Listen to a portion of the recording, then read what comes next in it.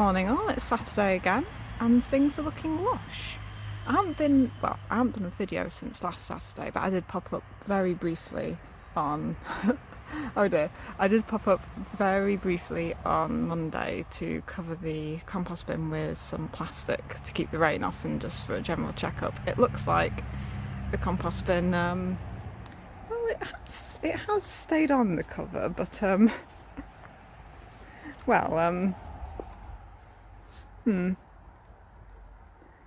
somewhat not hugely successfully, but oh well, I mean, fresh rainwater, so I can put those on the plants, I guess.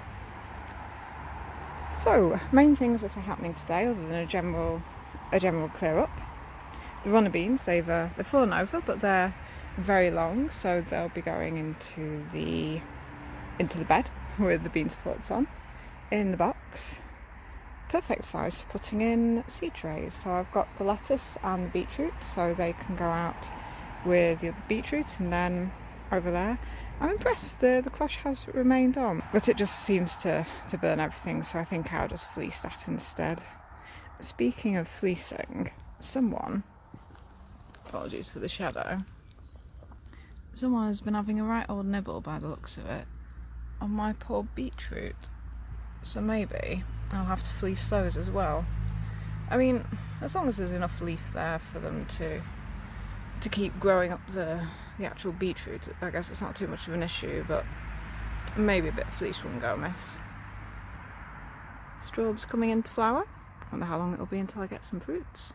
Nom nom. Oh god. I look at the oh.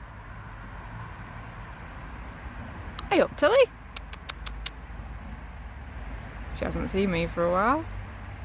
You coming over? Hey? I hope it's not you who's been nibbling the beetroot. Oh dear. That was a noise. Oh dear. Got these gloves on to keep my hands clean on. Oh, well, no wonder things are getting bashed. Hey?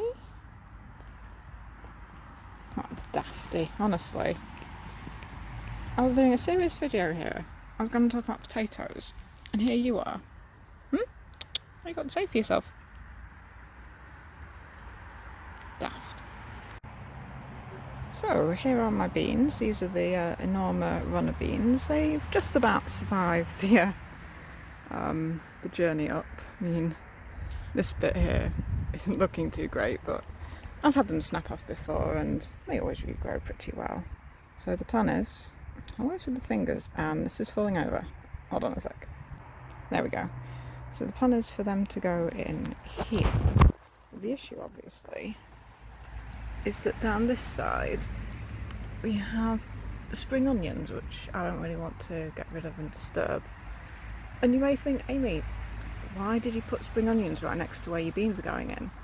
Because I didn't think this through. I didn't think anything through. So the beans are going to have to go in a bit of a zigzag. They might not be right next to the bottom of the bean supports, but you know, I'm sure they'll be fine. So there we go, the runner beans are in. As you can see, they're unfortunately a little the worse for wear, it's got to be said. I mean, that one where the growing tip just died in the flat, that one's probably going to have survived the journey up best because it's nice and stout, unlike the longer ones, which looked impressive at the time but have just not travelled very well at all. Although, speaking of runner beans, Tom just popped by and he's given me a tray of 11. I'm not quite sure where I'm going to put them, really. I don't want to be ungrateful, but I do have plans. I have been growing things at home. Honest. Oh, some pretty good news actually under the cloche, sort of. The lettuces that I transplanted or separated out, they all seem to have done pretty well. The ones on the far right, they're the ones that didn't move, so they're obviously looking quite good. The little ones through here are a little straggly, but they are alive at least. Speaking of alive, there is one spinach that I put under. That one there doesn't look too happy. And I think here you can see where I planted some. They're also coming up, which is pretty swell. I'm not sure about the lettuces that I re-sowed. I mean, there's maybe those are, but it's kind of hard to tell. But obviously, as you can see, lots and lots of weeds. So they'll definitely need to come out, and then I'll add in the lettuces that I brought with me and probably fleece them. I think that might be the best bet. I knew I shouldn't have taken the netting off. You're bad.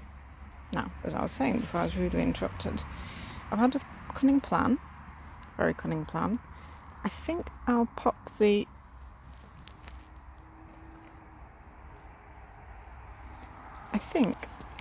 lettuces. Strange creature. I think I'll put the lettuces in the gap between the two garlics that are sprouted, because so far I've only got that one and there's a huge gap where they all failed across to the other one which is sprouted, because at the moment the lettuces, gosh, so much spinning around, because at the moment the lettuces are taking up quite a lot of the bed, which I really wanted to have for brassicas. So it would make more sense to pop them in the gap here.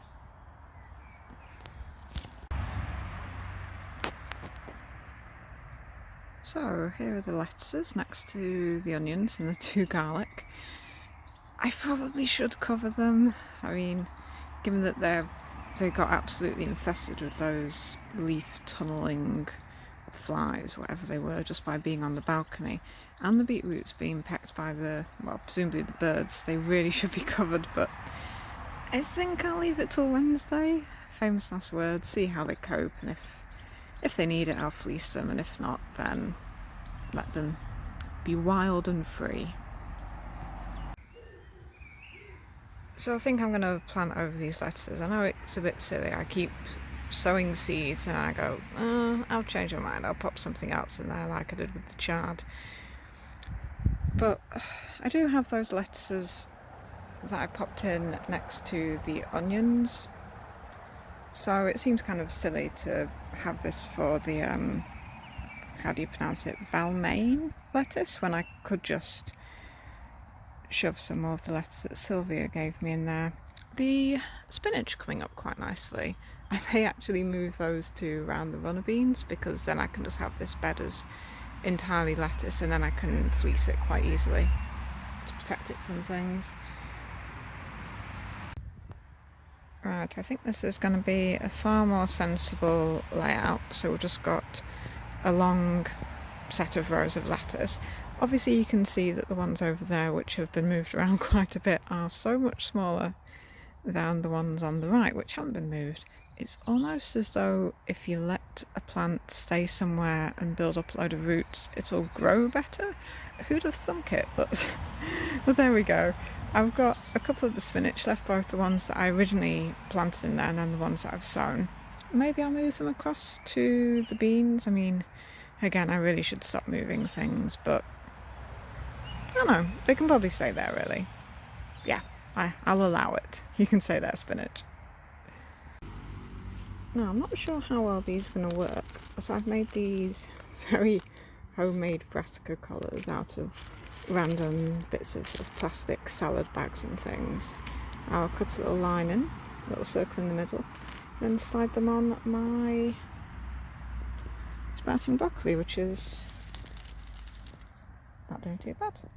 I mean, you think with the net it wouldn't be hugely necessary, but it's not a super fine mesh, so probably best to try and keep out the cabbage root fly. Oh dear, someone's been having a little chomp. Wonder who that could be. Got the beetroot and strawberries covered, netted, so the birds can't get on. You can tell which are the nice new beetroot that have been chilling on the balcony compared to the poor sad ones at the end. There's a few more flowers on the strawberries. I mean, they're not quite as fancy as those, but I guess better to get them netted up and protected from the birds before they fruit, rather than lose a load and then regret it. The lettuces and spinach seedlings are fleeced, very, very poorly, but hopefully that should mean that they get a bit more ventilation than they were under the cloche, but still protected from the birds. Be able to get some harvest off those soon. The potatoes are looking grand. I don't remember spacing them quite so close to the edge of the bed, but there we go. Also, doing even more grand are the radishes. I mean, I know radishes grow fast, but look at these little chaps. They're great. I'll be able to have them in a salad soon. The pak choy is in and mini closhed and labelled, so shouldn't lose it again like I did with the poor old chard. I wasn't expecting these to flower again quite so soon. They're the pansies and or violas that I got free in Morrison's. Not too shabby. There's quite a few little seedlings coming up under here. I did sow quite a few things. I mean, you know, whether actual flowers, whether it's just weeds, the nettles have managed to re-establish themselves, but might be a nice bit of colour under here. I did put some in after all of those runner beans that Tom gave me. I mean, that'll be 6 altogether, which is quite a few, but I've still got 9 left. I might leave them on the table outside the trading hut for someone else.